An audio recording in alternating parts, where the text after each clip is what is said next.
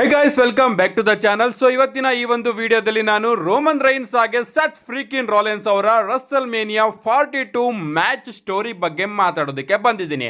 ನಿಜ ಹೇಳಬೇಕು ಅಂದ್ರೆ ಎಲ್ಲರಿಗೂ ಕೂಡ ಇದೊಂದು ಡ್ರೀಮ್ ಮ್ಯಾಚ್ ಅಂತಾನೆ ಹೇಳ್ಬಹುದು. ತುಂಬಾ ಬಾರಿ ಈ ಒಂದು ಮ್ಯಾಚ್ ನಮಗೆ ಟೆಲಿವಿಷನ್ ಅಲ್ಲಿ ನೋಡೋದಕ್ಕೆ ಸಿಕ್ಕಿದ್ರು ಕೂಡ ಎಲ್ಲರೂ ಕೂಡ ಈ ಒಂದು ಮ್ಯಾಚ್ ನ ರಸಲ್ ಮೇನಿಯಾ ಮೈನ್ ಇವೆಂಟ್ ಅಲ್ಲಿ ನೋಡೋದಕ್ಕೆ ಸಿಕ್ಕಾಪಟ್ಟೆ ಕಾಯ್ತಾ ಇದ್ದೀರಾ. ಅಂಡ್ ಪ್ರಾಬಬ್ಲಿ ಫೈನಲ್ ಆಗಿ ನಮಗೆ ಈ ಒಂದು ಮ್ಯಾಚ್ ರಸಲ್ ಮೇನಿಯಾ 42 ನ ಮೈನ್ ಇವೆಂಟ್ ಅಲ್ಲಿ ನೋಡೋದಕ್ಕೆ ಸಿಗಬಹುದು. ಅನ್ಲೆಸ್ ನಮ್ಮ ರಾಕ್ ಅವರೇನಾದರೂ ಡಿಸೈಡ್ ಮಾಡಿ ಬಂದು ರೋಮನ್ ರೈನ್ಸ್ ಅವರಿಗೆ ಚಾಲೆಂಜ್ ಮಾಡಲಿಲ್ಲ ಅಂದ್ರೆ, ಅಫ್ಕೋರ್ಸ್ ರಾಕ್ ಅವರೇನಾದರೂ ಬಂದು ಚಾಲೆಂಜ್ ಮಾಡಿದ್ರೆ ರೋಮನ್ ರೈನ್ಸ್ ಆಗಿ ರಾಕ್ ಅವರ ಮ್ಯಾಚ್ ನಮಗೆ ರಸಲ್ ಮೇನಿಯಾದಲ್ಲಿ ನೋಡೋದಕ್ಕೆ ಸಿಗುತ್ತೆ. ಯಾಕಂದ್ರೆ ಈ ಒಂದು ಪಾಯಿಂಟ್ ನ ನಾವು ಪ್ರತಿ ವರ್ಷನೂ ಕೂಡ ಹೇಳಲೇಬೇಕು.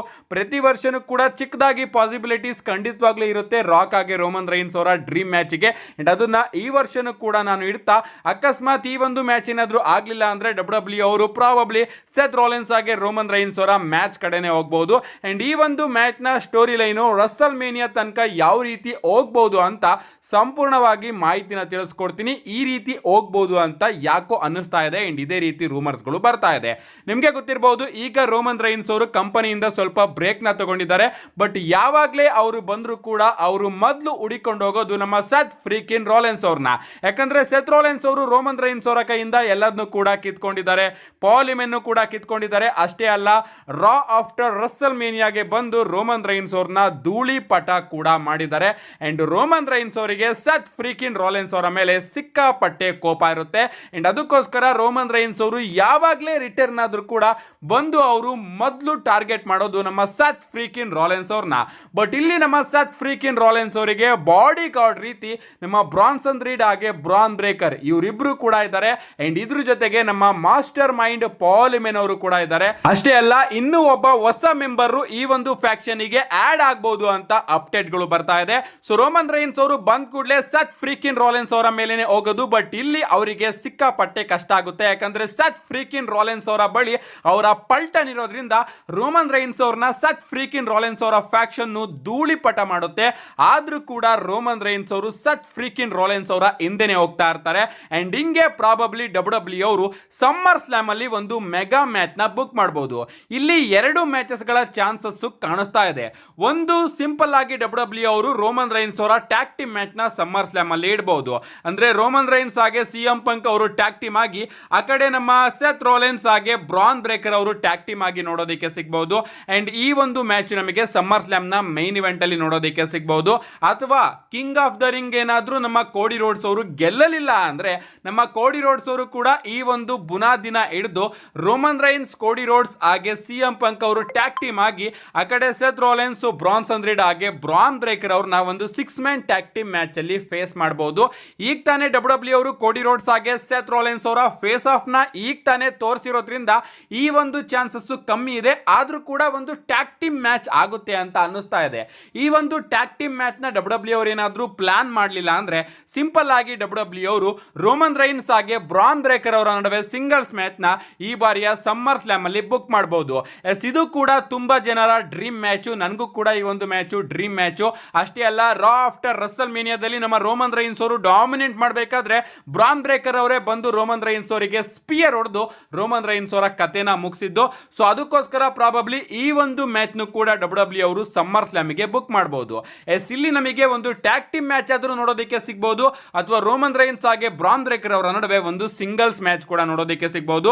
ಅಂಡ್ ಆ ಒಂದು ಮ್ಯಾಚ್ ಅಲ್ಲಿ ಏನಾಗುತ್ತೆ ಅಂತ ಗೊತ್ತಿಲ್ಲ. ರೋಮನ್ ರೈನ್ಸ್ ಅವರು ಕೂಡ ಗೆಲ್ಲಬಹುದು, ಅಥವಾ ಇಂಟರ್ಫರೆನ್ಸ್ ಅವರು ನೋಡೋದಕ್ಕೆ ಸಿಗಬಹುದು. ಇಂಟರ್ಫರೆನ್ಸ್ ಇಂದ ಬ್ರಾನ್ ಬ್ರೇಕರ್ ಅವರು ಕೂಡ ಗೆಲ್ಲಬಹುದು, ಅಥವಾ ಈ ಒಂದು ಮ್ಯಾಚ್ ಅಲ್ಲಿ ಡಿಸ್ಕ್ವಾಲಿಫಿಕೇಶನ್ ಕೂಡ ನೋಡೋದಕ್ಕೆ ಸಿಗಬಹುದು. ಸೆತ್ ರಾಲೆನ್ಸ್ ಅವರ ಫ್ಯಾಕ್ಷನ್ ಬಂದು ಎಂಡಿಂಗ್ ಅಲ್ಲಿ ರೋಮನ್ ರೈನ್ಸ್ ಅವರ ಮೇಲೆ ಮತ್ತೊಮ್ಮೆ ಅಟ್ಯಾಕ್ ಕೂಡ ಮಾಡಬಹುದು.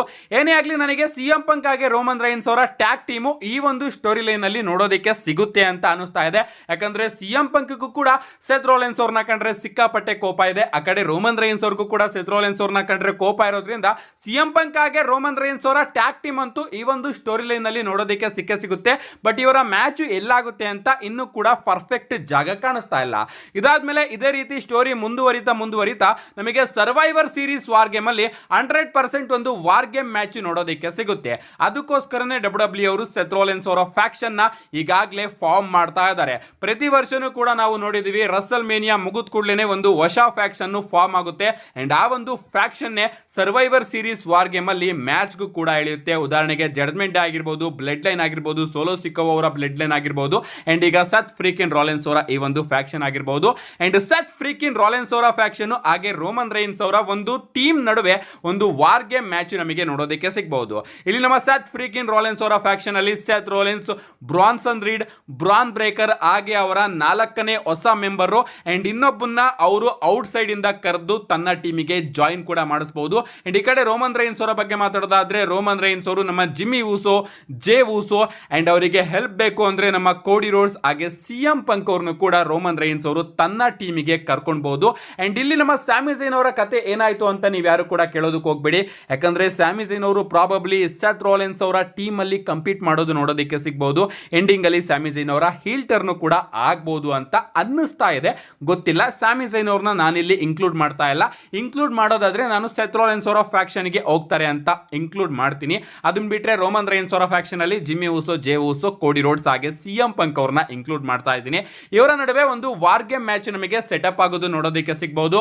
ಅಂಡ್ ಇದಾದ್ಮೇಲೆ ಸ್ಟೋರಿ ಇದೇ ರೀತಿ ಕಂಟಿನ್ಯೂ ಆಗ್ತಾ ರಾಯಲ್ ರಂಬಲ್ ತನಕನೂ ಕೂಡ ನೋಡೋದಕ್ಕೆ ಸಿಗಬಹುದು. ಅಂಡ್ ರಾಯಲ್ ರಂಬಲ್ ನಡುವೆನೆ ರೋಮನ್ ರೈನ್ಸ್ ಅವರು ಬ್ರಾನ್ಸನ್ ರೀಡ್ ಅವರ ಜೊತೆನೂ ಕೂಡ ಒಂದು ಸಿಂಗಲ್ಸ್ ಮ್ಯಾಚ್ ಅಲ್ಲಿ ಕಂಪೀಟ್ ಮಾಡಬಹುದು. ಅಂಡ್ ಆ ರೀತಿ ಆದ್ಮೇಲೆ ಮುಂದಿನ ವರ್ಷ ರಾಯಲ್ ರಂಬಲ್ ಗೆ ಪ್ರಾಬಬ್ಲಿ ರೋಮನ್ ರೈನ್ಸ್ ಅವರು ಸೆತ್ ಫ್ರೀಕಿನ್ ರಾಲೆನ್ಸ್ ಅವರಿಗೆ ಚಾಲೆಂಜ್ ಮಾಡಬಹುದು, ನನಗೆ ನಿನ್ನ ಚಾಂಪಿಯನ್ಶಿಪ್ ಗೆ ಒಂದು ಮ್ಯಾಚ್ ಬೇಕು ಅಂತ. ಯಾಕಂದ್ರೆ ಅಷ್ಟೊತ್ತಿಗಾಗ್ಲೇ ನಮ್ಮ ಸೆತ್ ರಾಲೆನ್ಸ್ ಅವರು ಡಬ್ಲ್ಯೂ ಚಾಂಪಿಯನ್ಶಿಪ್ ಮೇಲೋ ಅಥವಾ ವರ್ಲ್ಡ್ ಹೆವಿ ವೇಟ್ ಚಾಂಪಿಯನ್ಶಿಪ್ ಮೇಲೋ ತನ್ನ ಮನಿ ಇನ್ ದ ಬ್ಯಾಂಕ್ ನ ಕ್ಯಾಶ್ ಇನ್ ಮಾಡಿ ಒಂದು ಚಾಂಪಿಯನ್ಶಿಪ್ ನ ಗೆದ್ಕೊಂಡಿರ್ತಾರೆ. ಅದು ಯಾವ ಚಾಂಪಿಯನ್ಶಿಪ್ ಅಂತ ಸಿಕ್ಕಾಪಟ್ಟೆ ಹೇಳೋದು ಕಷ್ಟ, ಬಟ್ ಡಬ್ಲ್ಯೂ ಚಾಂಪಿಯನ್ಶಿಪ್ ನ ಗೆದ್ಕೊಂಡ್ರೆ ಚೆನ್ನಾಗಿರುತ್ತೆ ಅನ್ಸುತ್ತೆ. ಸೊ ಆಗ ನಮ್ಮ ರೋಮನ್ ರೈನ್ಸ್ ಅವರು ರಾಯಲ್ ರಂಬಲ್ ಗೆ ಸೆತ್ ರಾಲೆನ್ಸ್ ಅವರ ಮೇಲೆ ಚಾಲೆಂಜ್ ಮಾಡಬಹುದು. ಬಟ್ ನಮ್ಮ ಸೆತ್ ರಾಲೆನ್ಸ್ ಅವರು ರೋಮನ್ ರೈನ್ಸ್ ಅವರಿಗೆ ಇಷ್ಟು ಈಸಿಯಾಗಿ ಚಾಂಪಿಯನ್ಶಿಪ್ ಮ್ಯಾಚ್ ನ ಕೊಡ್ತಾರಾ?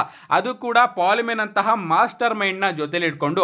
ಆಫ್ ಕೋರ್ಸ್ ಇಲ್ಲ, ನಮ್ಮ ಪಾಲಿಮೆನ್ ಹಾಗೆ ಸೆತ್ ರಾಲೆನ್ಸ್ ಅವರು ಸೇರ್ಕೊಂಡು ರೋಮನ್ ರೈನ್ಸ್ ಅವರಿಗೆ ಚಾಲೆಂಜಸ್ ಗಳನ್ನ ಹಾಕಬಹುದು.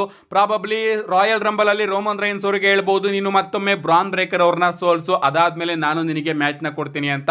ಅಥವಾ ಒಂದು 2-on-1 ಹ್ಯಾಂಡಿಕ್ಯಾಪ್ ಮ್ಯಾಚ್ ನು ಕೂಡ ಬುಕ್ ಮಾಡಬಹುದು. ಅಥವಾ ನಮ್ಮ ಸೆತ್ ರಾಲೆನ್ಸ್ ಹಾಗೆ ಪಾಲಿಮೆನ್ ಅವರು ಹೇಳ್ಬಹುದು, ನಿನಗೆ ಈ ಒಂದು ಚಾಂಪಿಯನ್ಶಿಪ್ ಗೆ ಮ್ಯಾಚ್ ಅಷ್ಟೊಂದು ಈಸಿ ಆಗಿ ಸಿಗೋದಿಲ್ಲ, ಬದಲಿಗೆ ನೀನು ಇದನ್ನ ಅರ್ನ್ ಮಾಡಬೇಕು ಅಂತ.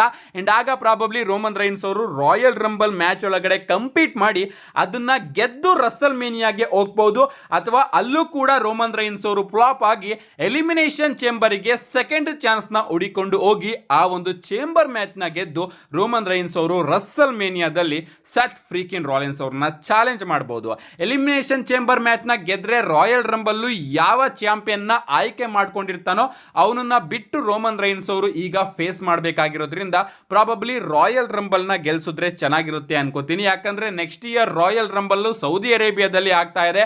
ಅಂಡ್ ಯಾರು ಗೆಲ್ತಾರೆ ಅಂತ ಏನು ಕೂಡ ಅಪ್ಡೇಟ್ ಕೂಡ ಇಲ್ಲ. ಅಂಡ್ ರೋಮನ್ ರೈನ್ಸ್ ಅವರು ಗೆಲ್ಲೋ ಚಾನ್ಸಸ್ ಜಾಸ್ತಿ ಇರೋ ಕಾರಣ ರೋಮನ್ ರೈನ್ಸ್ ಅವರು ರಾಯಲ್ ರಂಬಲ್ ನ ಗೆದ್ದು ರಸಲ್ ಮೇನಿಯಾದಲ್ಲಿ ಸೆತ್ ಫ್ರೀಕಿನ್ ರಾಲೆನ್ಸ್ ಅವ್ರನ್ನ ಭೇಟಿ ಆಗಬಹುದು ಫಾರ್ ಡಬ್ಲ್ಯೂ ಅನ್ಡಿಸ್ಪ್ಯೂಟೆಡ್ ಚಾಂಪಿಯನ್ಶಿಪ್ ಅಥವಾ ವರ್ಲ್ಡ್ ಹೆವಿವೇಟ್ ಚಾಂಪಿಯನ್ಶಿಪ್. ಸೊ ಈ ರೀತಿ ನಮಗೆ big dream match WrestleMania main event ಅಲ್ಲಿ ನೋಡೋದಕ್ಕೆ ಸಿಗಬಹುದು.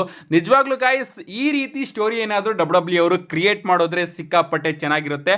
ಬಟ್ ಇದು ಕೇವಲ ರೂಮರ್ಸ್ ಹಾಗೆ ನನ್ನ ಸ್ಪೆಕ್ಯುಲೇಷನ್ ಅಷ್ಟೇ. ಕಾದ್ ನೋಡೋಣ ಡಬ್ಲ್ಯೂ ಅವರು ರೋಮನ್ ರೈನ್ಸ್ ಹಾಗೆ ಸೆತ್ ಫ್ರೀಕಿನ್ ರಾಲೆನ್ಸ್ ಅವರ ಮ್ಯಾಚ್ ನ ನಿಜವಾಗ್ಲೂ ಕೂಡ ರಸಲ್ ಮೇನಿಯಾಗೆ ಪ್ಲಾನ್ ಮಾಡಿದ್ರೆ ಆ ಒಂದು ಸ್ಟೋರಿ ಲೈನ್ ನ ಯಾವ ರೀತಿ ಬಿಲ್ಡ್ ಮಾಡ್ತಾರೆ ಅಂತ. ನಿಜವಾಗ್ಲೂ ಬಿಲ್ಡ್ ಮಾಡಬೇಕು ಅಂದ್ರೆ ಈಗಲಿಂದನೇ ನೀವು ಬಿಲ್ಡ್ ಮಾಡಬೇಕು. ಕಳೆದ ಬಾರಿ ರೀತಿ ಎಂಡಿಂಗ್ ಅಲ್ಲಿ ಕೂಲ್ಗೇಟ್ಸ್ ಇಡಬಾರ್ದು ಅಂತ ಕೇಳ್ಕೊತೀನಿ.